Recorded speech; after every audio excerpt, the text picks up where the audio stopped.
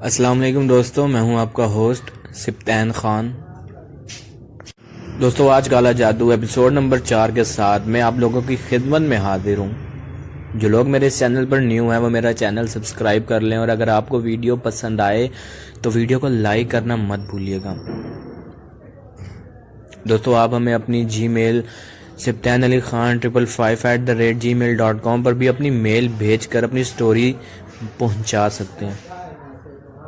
میں نے اپنا واٹس ایپ نمبر ڈسکرپشن میں دے دیا ہے، آپ اس پر بھی اپنے وائس نوٹس کے ذریعے اپنی سٹوریز بھیج سکتے ہیں۔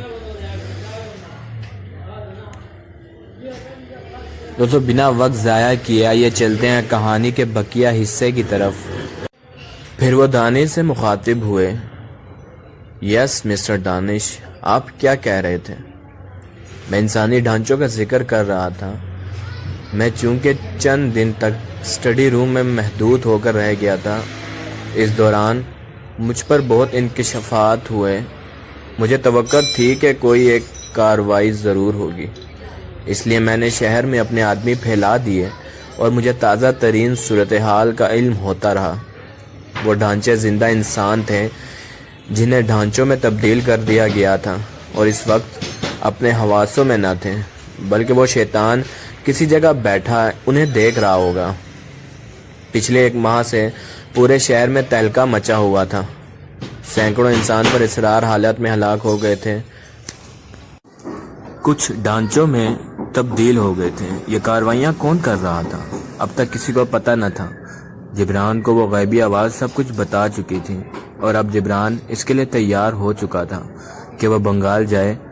وہاں پر اس نے 11 دن کا ایک خطرناک عمل کرنا تھا۔ اس جاب یا عمل میں اس کی جان بھی جا سکتی تھی، مگر اس کے اندر انتقام کی آگ بھری ہوئی تھی۔ وہ اس شیطان کو اپنے ہاتھوں سے ختم کرنا چاہتا تھا جس نے سب کو ہلا کر رکھ دیا تھا۔ غیبی آواز پر ہر پل ہی اس کے ساتھ تھی۔ بہرحال جبران آج بنگال آ گیا تھا۔ پولیس فورس نے چرچ کو اپنے حصار میں لے رکھا تھا۔ پولیس، پریس اور اعلیٰ افسران کی گاڑیاں چرچ کی عمارت کے سامنے ایک طویل قطار میں موجود تھیں۔ چرچ کی ایک عمارت کے عقب میں ایک وسیع عریض قبرستان تھا جو کئی 100 قبروں پر مشتمل تھا۔ چرچ اور قبرستان کے ارد گرد بلند 4 دیواریاں تھیں، جس کے باعث باہر سے اندر اور اندر سے باہر کچھ دکھائی نہیں دیتا تھا۔ ہجوم چرچ کی دونوں جانب تھا، ایک طرف عام شہری اور دوسری طرف پولیس فورس اور دوسرے لوگ۔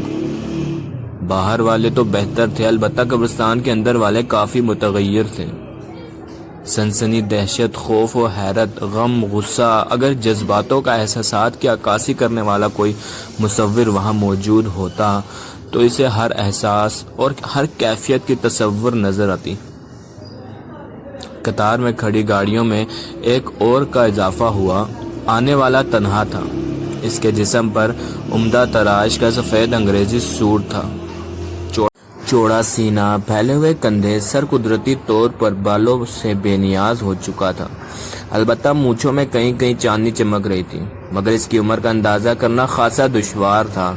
وہ ایک پروقار شخصیت کا مالک تھا اور پولیس کے لیے بڑی اہمیت کا حامل تھا۔ لارنس میلکم نامی شخص، اور پولیس فورس میں SP کے عہدے پر فائز تھا۔ جب وہ چرچ کے اندر داخل ہوا تو کتنے ہی افراد اس کی جانب لپکے، جن میں زیادہ تعداد پریس والوں کی تھی، اور جو لارنس میلکم کو بخوبی جانتے تھے۔ لارنس میلکم کے چہرے پر چٹانی سنجیدگی تھی۔ وہ پولیس اور پریس والوں کے گھیراؤ میں چلتے ہوئے چرچ کے اندر داخل ہو گیا۔ لارنس خاموشی سے آگے بڑھ گیا۔ اس نے کسی سے کوئی سوال نہیں کیا تھا۔ چلتے ہوئے وہ اس بڑی سلیب کے سامنے جا رکا جس پر یسوع مسیح کو دکھایا گیا تھا۔ اس نے نہایت عقیدت سے سینے پر اس کو کھینچا، چند لمحے خاموش کھڑا رہا، پھر دائیں جانب مڑ گیا اور کنفیکسنگ باکس کی طرف قریب آیا جہاں سپاہی کھڑے تھے۔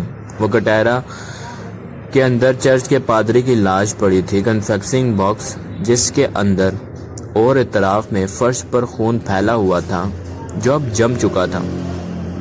پادری کی دونوں ٹانگیں باکس سے باہر فرش پر پڑی تھیں۔ لاش کی حالت دہشت طاری کر دینے والی تھی۔ ایک ہاتھ کوہنی کے قریب سے غائب تھا، سر کاٹ کر گردن سے الگ کر دیا گیا تھا اور سر کی حالت بھی انتہائی عجیب کر دی گئی تھی، جو اس وقت باکس کے ایک کونے میں نے پڑا تھا۔ باقی چہرے کے نقش و نگار اس حد تک مسخ کر دیے گئے تھے کہ یہ تیز کرنا مشکل تھا کہ وہ انسانی سر کا حصہ ہے یا کچھ اور۔ اس پیالہ نما کھوپڑی میں کوئی سیال سا مادہ بھی موجود تھا، جو خون تو کسی بھی صورت میں نہیں تھا۔ لارنس نے کھوپڑی سونگھی۔ جلے ہوئے گوشت اور خون کی تیز بو کے علاوہ ایک عجیب سی بو تھی جو اس نے محسوس کر لی تھی۔ یہ بات تو بالکل واضح ہو گئی تھی کہ سر کو چراغ کی صورت میں استعمال کیا گیا ہے۔ پہلی بار لارنس کے چہرے پر سائے سے لہلہاتے نظر آئے، لیکن وہ کوئی تبصرہ کیے بغیر چل پڑا۔ لارنس صاحب، کیا آپ بتانا پسند کریں گے کہ اس عجیب و غریب بھیانک صورتحال کے متعلق آپ کے کیا خیالات ہیں؟ یہ ایک اخباری رپورٹر تھا۔ لارنس کے آگے پڑھتے ہوئے قدم رک گئے۔ اس نے پلٹ کر دیکھا تو اس کے چہرے پر غم غصے کے تاثرات تھے۔ رپورٹ گھبرا کر ایک قدم پیچھے ہٹ گیا۔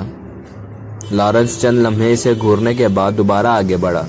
اس کا رخ چرچ کے عقبی قبرستان کی طرف تھا۔ جب وہ قبرستان میں داخل ہو رہا تھا، اس وقت چرچ کے سامنے ہسپتال کی گاڑی آ کر رکی تھی۔ قبرستان ایسے ہولناک مناظر پیش کر رہا تھا کہ ایک بار تو لارنس جیسا مضبوط اعصاب کا انسان بھی بے اختیار جھرجھری لے کر رہ گیا تھا۔ تمام کی تمام قبریں کھلی ہوئی تھی۔ قبرستان کے ایک کونے سے لے کر دوسرے کونے تک تمام قبریں گھڑوں کی صورت اختیار کیے ہوئے تھے۔ پختہ قبروں کے پتھر مٹی میں ملے ہوئے تھے، جگہ جگہ انسانی ہڈیاں بکھری ہوئی تھیں۔ ان سب قبروں میں چند قبریں ایسی تھیں جن میں مردوں کی کچھ باقیات باقی تھیں، ورنہ تو تمام کی تمام قبروں سے مردوں کے ڈھانچے غائب تھے۔ یوں لگتا تھا جیسے شہر خاموشیوں کے باعث خاموشی سے کسی دوسرے شہر ہجرت کر گئے ہو۔ کیمرے کی فلیش بار بار چمک رہے تھے۔ قبرستان اور قبروں کے مختلف زاویوں سے تصویر بنائی جا رہی تھی۔ کمشنر صاحب کے قریب لارنس پہنچا تو کمشنر صاحب لارنس کی طرف متوجہ ہو گئے۔ لارنس، دیکھ رہے ہو شیطان کی اولادوں نے یہ سب کیا ہے۔ یس سر، انتہائی افسوسناک واقعہ ہے۔ جن لوگوں نے بھی یہ حرکت کی ہے وہ انسان نہیں بلکہ شیطان کی اولاد میں سے ہوں گے۔ لارنس، کیا تم حالات کی نزاکت کا احساس کر سکتے ہو؟ چند لمحے خاموشی کے بعد کمشنر بولا، یس سر، مجھے صورتحال کی سنگینی کا بخوبی اندازہ ہے۔ اس واقعے کے بعد فضا میں بہت زیادہ کشیدگی پیدا ہو سکتی ہے اور ہم لوگوں کے لیے بھی ان گنت مسائل۔ کمشنر صاحب چند لمحے خاموش رہے، پھر گھبرا کر لہجے میں بولے، لارنس، یہ کوئی معمولی واقعہ نہیں ہے۔ بات بہت اوپر تک جائے گی اور صورتحال ایسی سنگینی صورت اختیار کر سکتی ہے کہ اور حکومت کو جواب دہی مشکل ہو جائے گی۔ اقلیتوں میں دنگا فساد بھی شروع ہو سکتا ہے۔ پولیس ڈپارٹمنٹ کو ہمیشہ تم پر فخر رہا ہے۔ تم خود کو فری ہینڈ سمجھو اور آج ابھی سے انکوائری شروع کر دو۔ بس جلد از جلد مجرم قانون کی گرفت میں ہونے چاہیے۔ تقریباً ایک ہفتے بعد دیگر مزید 4 قبرستانوں کو اجاڑ دیا گیا تھا۔ صورتحال، طریقہ کار ایک ہی تھا۔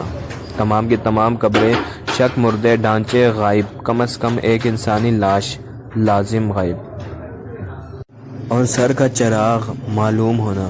اس سب کے باوجود تمام سر توڑ کوششیں بیکار ہو گئیں اور کہیں سے کوئی ہلکا سا ایسا سراغ بھی نہیں ملا تھا جس سے اندازہ قائم کرنے میں کچھ مدد ملے کہ یہ سب کون لوگ کر رہے ہیں اور ان سب کے پیچھے ان کا کیا مقصد ہے۔